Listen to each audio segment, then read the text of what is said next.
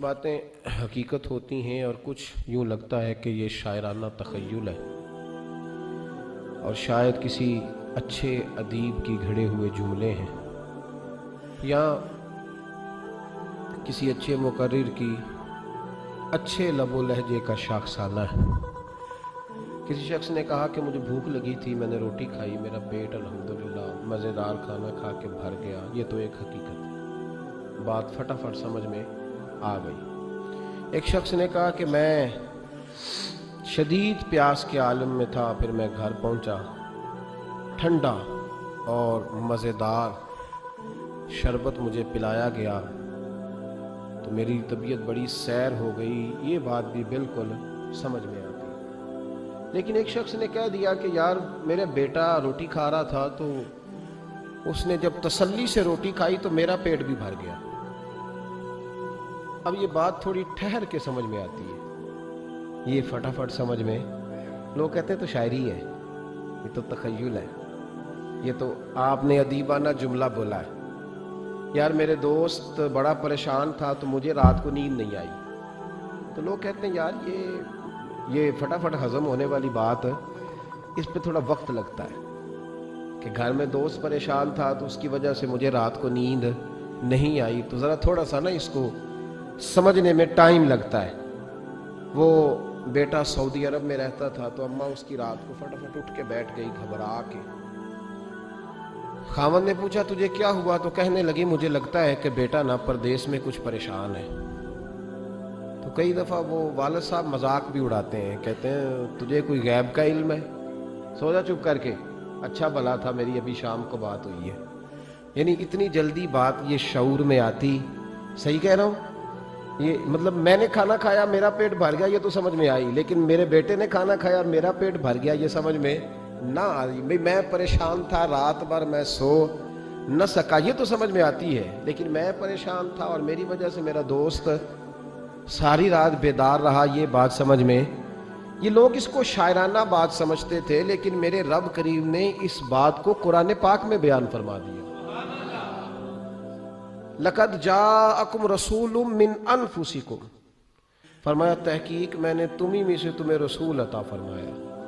عزیز علیہ ما عنتم، ذرا آیت کا لطف لیجئے گا، مزہ لیجئے گا۔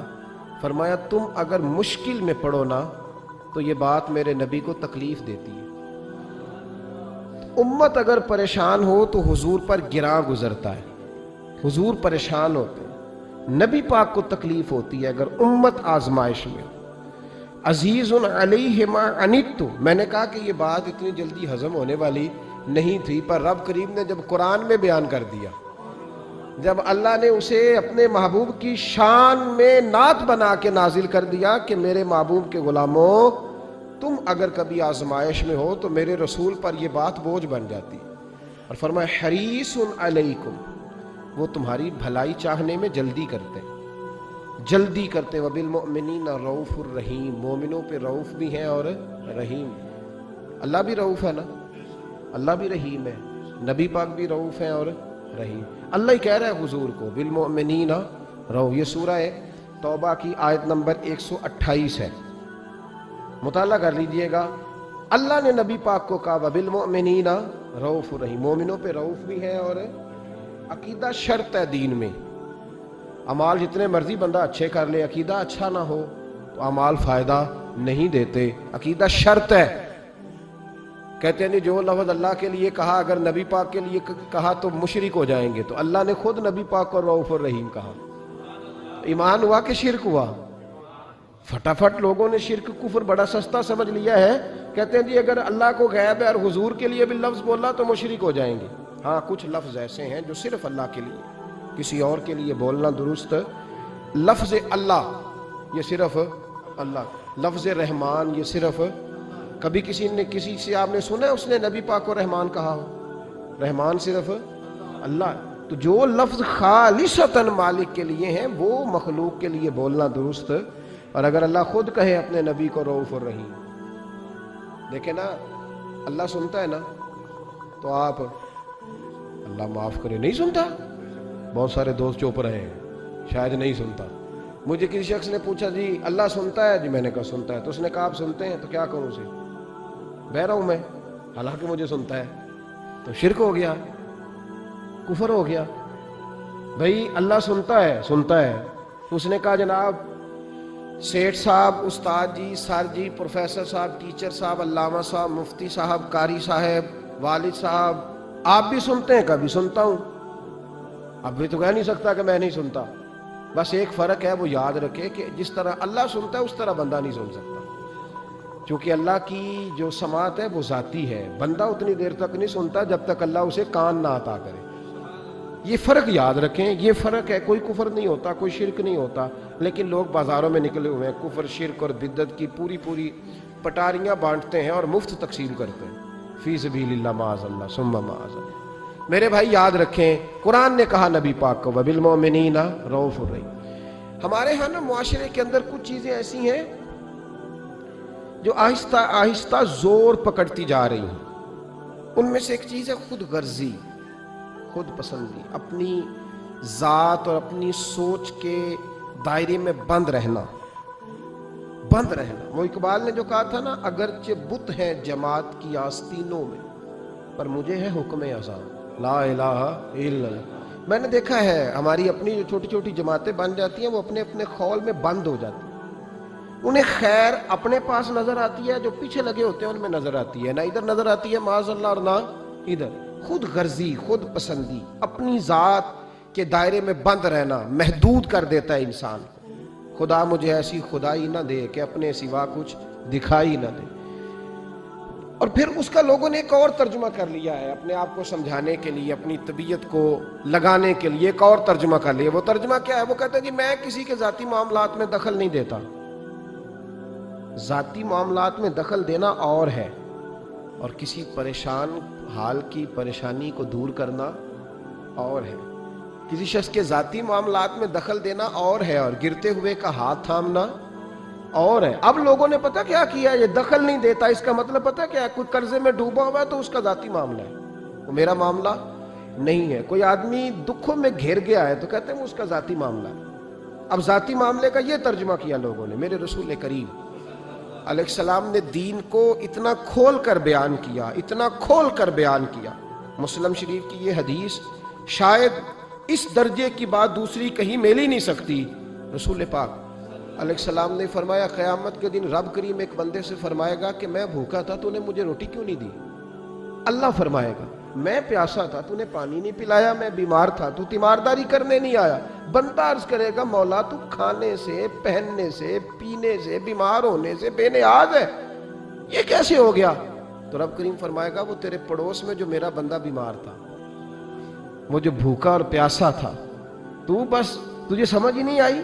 اتنے بڑے لفظ آپ کو حدیث میں دوسرے, اور صحیح مسلم کی حدیث ہے, فرمایا میں بھوکا تھا, میں پیاسا تھا. اس میں کوئی شک نہیں کہ جب آپ کسی کے ذاتی معاملات میں مداخلت کرتے ہیں تو آپ کو پریشانی اٹھانی پڑتی ہے, لیکن نیکی ہوتی تب ہے جب آپ پریشان ہوتے ہیں. نیکی ہوتی ہی تب ہے جب آپ, توجہ ہے میری بات پر آپ حضرات؟ کچھ باتیں آپ سننا چاہ رہے ہیں جو میں ابھی کروں گا نہیں, میں وقت آنے پہ کروں گا. کچھ چیزیں آپ سننا چاہ رہے ہیں حالات پر, لیکن میں ابھی بات بس اتنا آپ کو بتاؤں گا کہ انشاءاللہ تعالی یہی چراغ جلے گا تو روشنی ہوگی. یہ میں آپ کو بتاؤں گا انشاءاللہ تعالی, اور بڑی خیر ہوگی, بڑی خیر. آپ ہمارے چہرے دیکھ رہے ہیں, طبیعتیں دیکھ رہے ہیں, یہ نور بھرا انداز دیکھ رہے ہیں. اس کا مطلب یہ ہے کہ تیز ترین ہوا بھی کچھ چھتوں کو نہیں گرایا کرتی. بس آپ سمجھ لیں بات کو. تو بس کچھ لوگ اپنے آپ پہ تھوڑا سا کنٹرول کریں, جن کو حقیقتوں کی خبر نہیں وہ ذرا تبصرے کرنے سے بچیں, اس لیے کہ عالم کی عزت نبی پاک کی عزت ہے, یہ خود رسول پاک نے بیان فرمایا.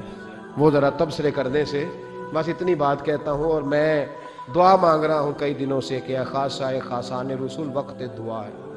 تو بہرحال میں کچھ چیزیں ہیں جن کو کسی موقع پر انشاءاللہ تعالی ہم اس پر بات کریں گے. ابھی جو بات کر رہا ہوں آپ صرف اسی پہ توجہ رکھیں, آج اسی کو سنیں, اسی کو سنیں.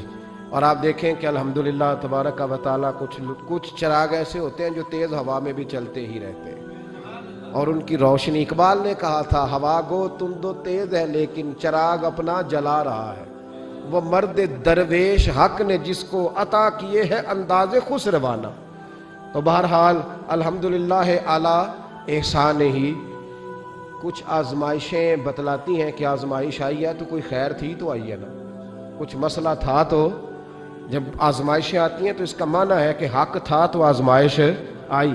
بہرحال اللہ تبارک و تعالیٰ بڑا فضل فرمانے والا ہے، ان مع العسر یسرا فإن مع العسر یسرا۔ بہرحال آمدام برسر مطلب جو کہہ رہا ہوں آج صرف اسی پہ توجہ رکھیں آپ حضرات۔ میرے نبی کریم علیہ السلام کا جو حضور نے ہمیں جو مزاج دیا، حضور ذاتی، جب آپ کسی کا ذاتی معاملہ لیتے ہیں نا، ہمارے یہاں پتہ کیا حال ہے، وہ پیر صاحب باقی تو ہر معاملے میں مرید سے توقع رکھتے ہیں کہ وہ میرے ہر معاملے میں دخل اندازی کرے، یعنی میں اگر روڈ پہ نکلوں تو استقبال بھی کرے، اور میں چندے کا اعلان کروں تو چندہ بھی دے، میری جماعت کو بھی آگے بڑھائے، لیکن اس کا کوئی مسئلہ ہے تو پھر اس کا ذاتی ہے۔